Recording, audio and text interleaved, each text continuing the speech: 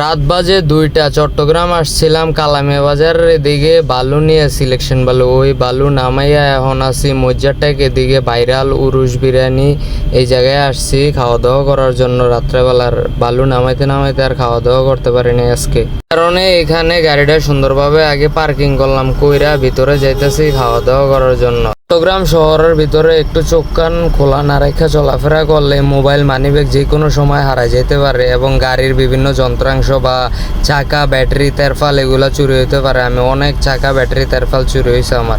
হোটেলের ভিতরে বসে ভিডিও করতে করতে খাবার আইসা বললো, এনে চনার ডাল, তারপরে আনলিমিটেড ভাত, সালাদ, গরুর মাংস 5 পিস এবং নলির ঝোল, এইগুলা সবগুলা মিলে একটা প্যাকেজ। চট্টগ্রামের মেজবানি নামের এই প্যাকেজটা বিখ্যাত। যাক, খাবারটা খাইয়া দেখি কিরকম টেস্ট।